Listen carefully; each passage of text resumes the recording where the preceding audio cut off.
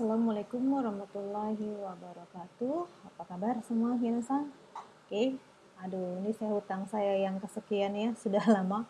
Maafkan karena minggu kemarin saya betul-betul kesehatannya kurang baik. Oke, saya akan berikan penjelasan terkait dengan susunan kata dalam kalimat yang sudah saya upload PPT-nya 2 minggu yang lalu ya, sepertinya. Atau minggu lalu kah? Minggu lalu. Oke, di dalam forum kita sudah sama-sama membahas ada beberapa pertanyaan dari minasang yang tidak mengerti terkait dengan susunan kata. Saya sudah rangkum, terima kasih untuk pertanyaan dari Anda semua. Saya akan coba jelaskan melalui audio video ini bagaimana jawaban dari pertanyaan-pertanyaan tersebut. Oke, dalam sintaksis minasang bahwa yang namanya kajian dalam sintaksis itu adalah pasti kalimat. Nah, di dalam kalimat itu pasti ada yang namanya susunan. Minasang sudah belajar jenis-jenis kata di dalam kalimat ya. Dan di dalam kalimat, susunan pun juga memiliki peranan yang sangat penting untuk melihat bagaimana makna maupun penggunaannya.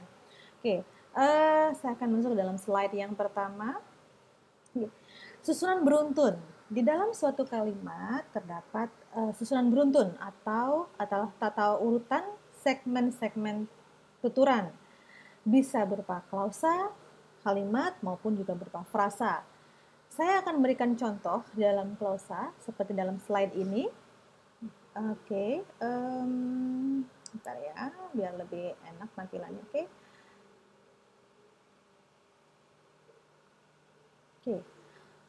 Kita membaca buku ini. Ini adalah klausa ya. Kenapa? Karena ada verba di sini. Kita membaca buku ini. Nah, kalau Anda lihat susunannya seperti apakah? Nah, ini adalah bahasa Indonesia yang dari dulu Anda sudah tahu bahwa susunannya adalah ada subjek, predikat, dan ada objek. Sedangkan ini adalah keterangan ataupun deksis penunjuk, kata tunjuk. Kita, subjek, itu pasti mendahului yang namanya verba, ya. Kemudian objek menyusul setelah verba. Nah, ini sesuatu hal yang masih mudah ya, pasti minasang sudah mengerti. Jadi dalam kalimat ini susunan beruntunnya adalah subjek, predikat atau verba, dan objek. Ini standar dari susunan kalimat bahasa Indonesia.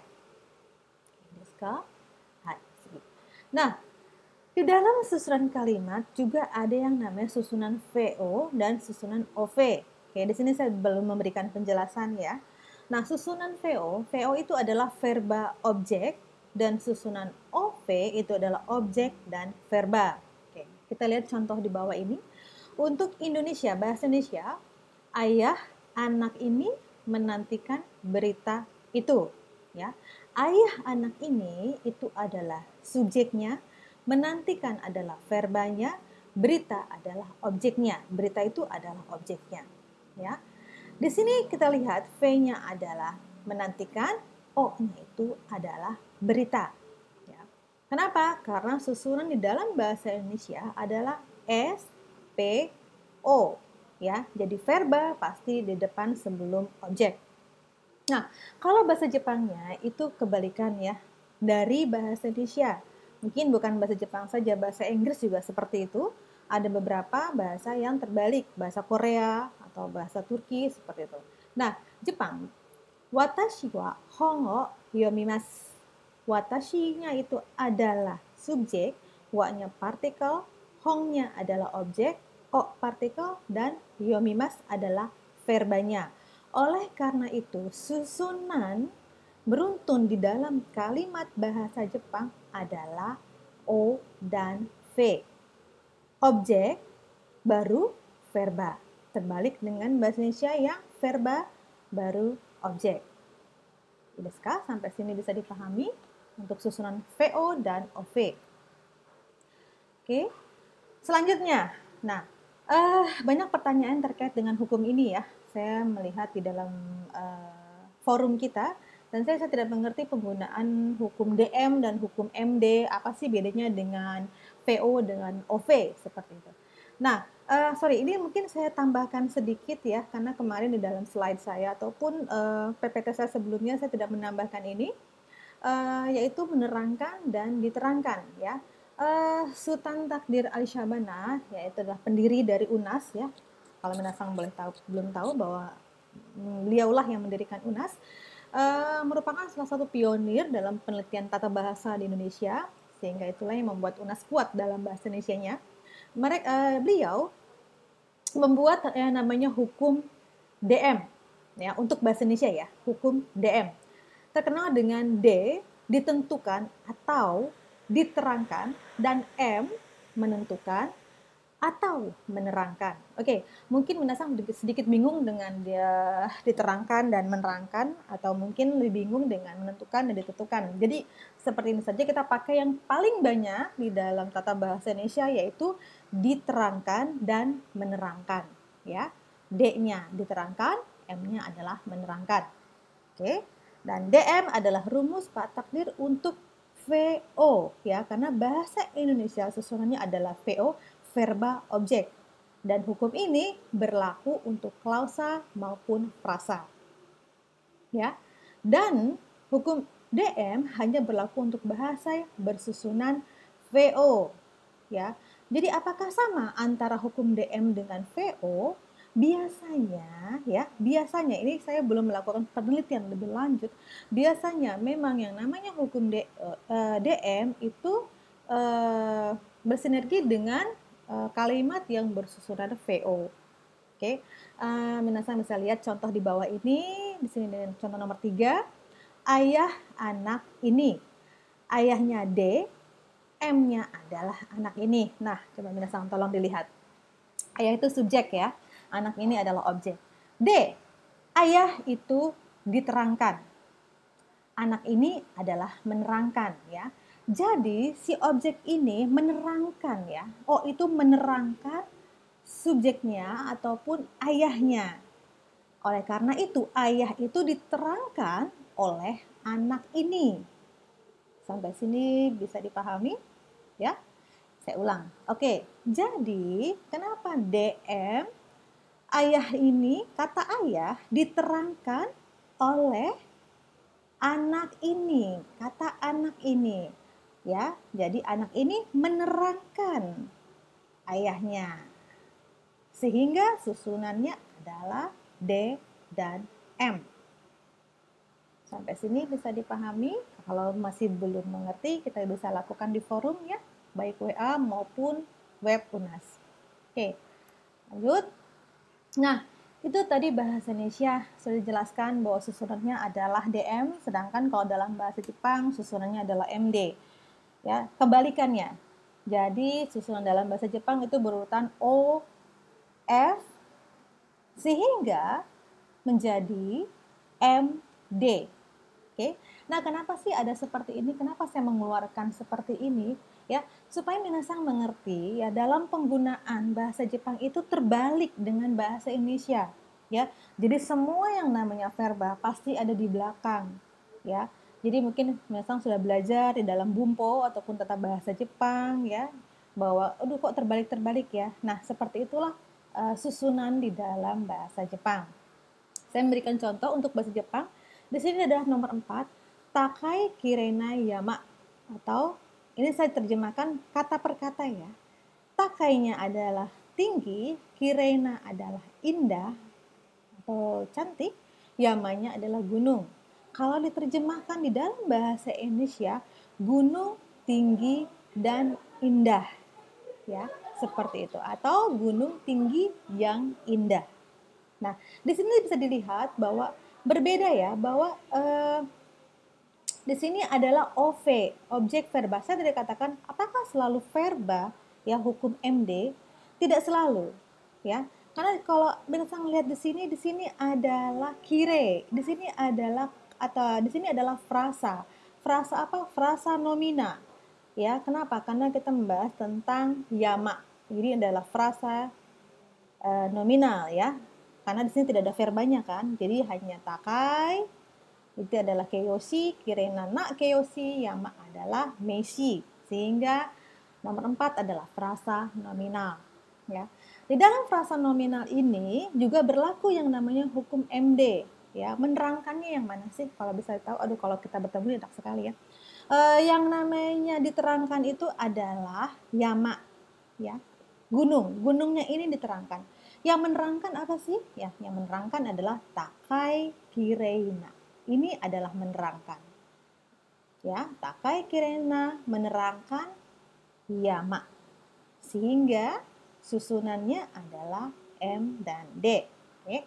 Mungkin ini sudah menjawab pertanyaan rekan Anda yang bertanya, apakah yang namanya MD atau DM itu selalu OV ataupun VO? Tidak selalu ya. Di sini kita lihat untuk contoh nomor 4 ini adalah frasa nominal yang menggunakan nomina dan adjektiva.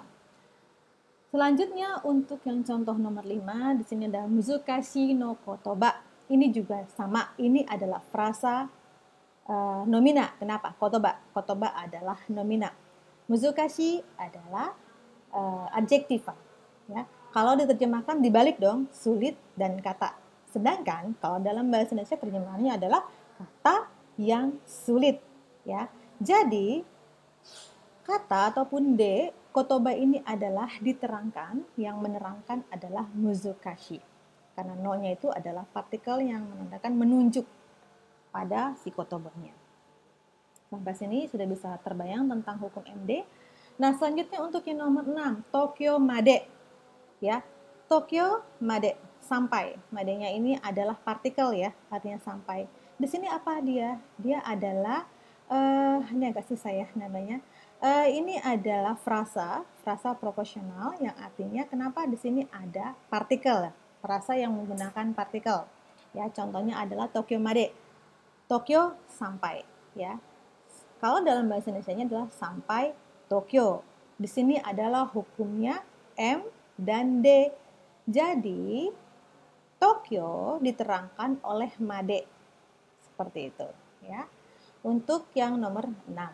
Selanjutnya untuk yang nomor 7, ini ada frasa juga sono heani, ya.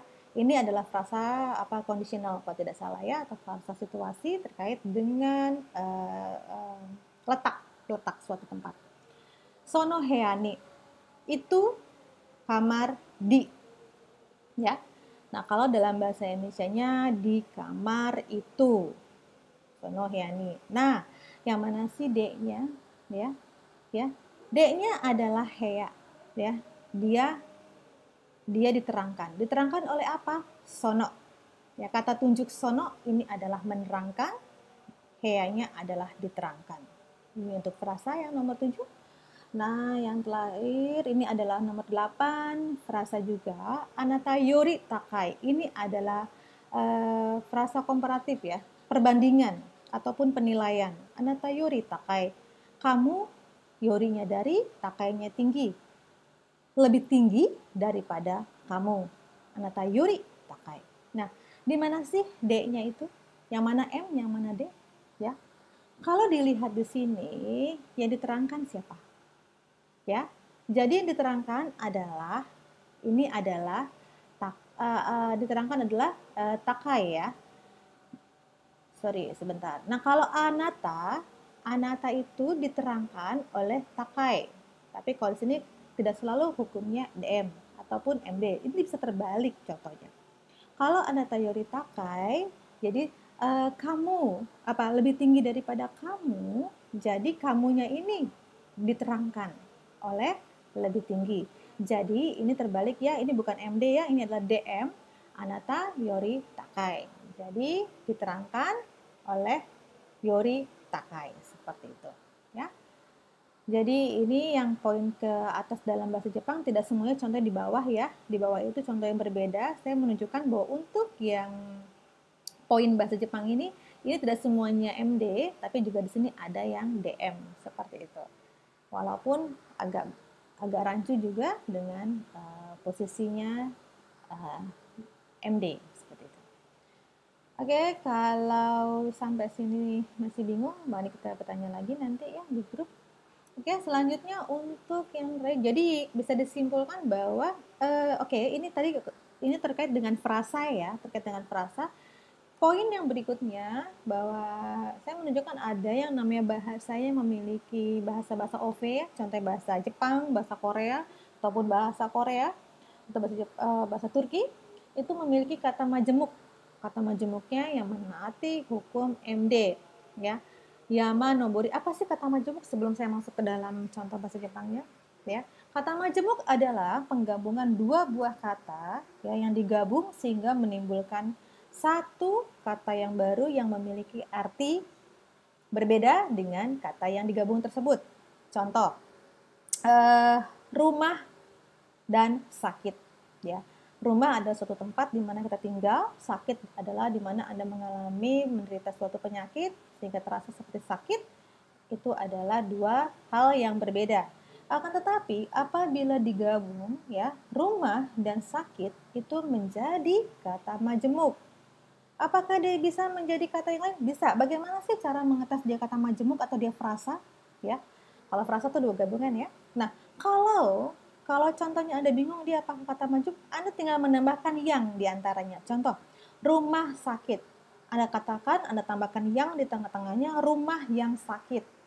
Kalau seandainya rumah yang sakit itu maknanya aneh ataupun tidak berterima, maka dia adalah kata majemuk. Tetapi kalau berterima berarti dia adalah frasa. Nah, jadi rumah sakit adalah suatu tempat di mana bisa menyembuhkan orang-orang yang sakit, dirawat ataupun mendapatkan pelayanan dari dokter dan sebagainya. Nah, itu adalah kata majemuk. Nah, di dalam kata majemuk, khususnya bahasa Jepang, ya, kalau saya bilang tadi rumah sakit, yang biasanya itu berbeda dengan kata majemuk yang ada di dalam bahasa Jepang. Ya, untuk bahasa OV, ya, ini yang bahasa Jepang contohnya ada dua kata, yaitu contohnya seperti yama dan nobori. Nobori dari kata noboru ya, yama itu adalah gunung, kemudian noboru atau nobori adalah mendaki. Nah, kalau ini Anda cek di dalam kamus, artinya bukan mendaki gunung, tetapi artinya adalah pendakian gunung dan dia menjadi nomina ataupun meisi. Ya, Yamanobori itu adalah suatu kata benda atau nominal, bukan kata verba. Dia sudah menjadi kata majemuk. Nah, selanjutnya ada contoh lainnya, ada tegami, kaki, hanami. Nah, tegami kaki itu adalah cara penulisan surat ya, cara penulisan surat atau tulisan surat dengan tulisan atau biasanya tulis dengan tangan, tegami kaki seperti itu. Kalau seandainya dengan menggunakan komputer bikin lain lagi. Nah, hanami. Hanami itu adalah hananya adalah bunga, mi-nya dari kata miru ya. Dan ini adalah hananya itu adalah meisi, mirunya adalah doshi ataupun verba. Tetapi dia kalau digabung menjadi kata majemuk menjadi suatu ritual ataupun suatu kegiatan untuk menikmati bunga sakura yang sedang mangkai atau sedang bersemi dengan sangat bagus sekali. Itu suatu menjadi kegiatan piknik para orang Jepang setiap musim semi. Dan hanami adalah menjadi nomina ataupun meshi. Ya. Itu sampai sini bisa dipahami tentang pembentukan kata majemuk yang mentaati hukum MD. Nah, untuk yang terakhir, kata majemuk mulai dengan objek dari apa yang diungkapkan dalam morfem kedua. Betul. Nah, tadi ada yang bertanya sih, ini maksudnya apa sih? Bingung ya.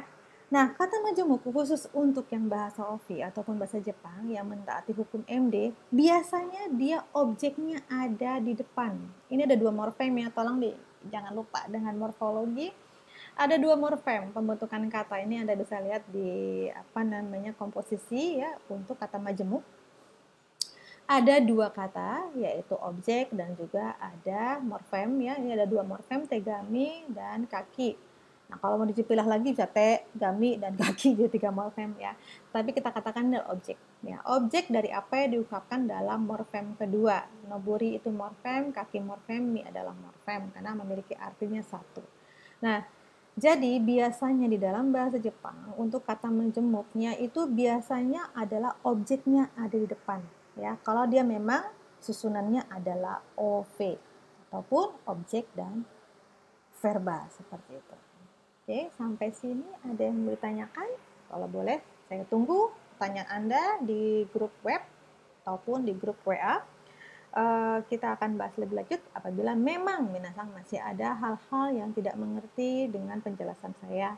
Ya, sampai sini saya akhiri dulu penjelasan terkait dengan hukum MD dan DM, susunan VO dan OP yang masuk ke dalam susunan kata dalam kalimat. Oke, saya akhiri dulu. Assalamualaikum warahmatullahi wabarakatuh.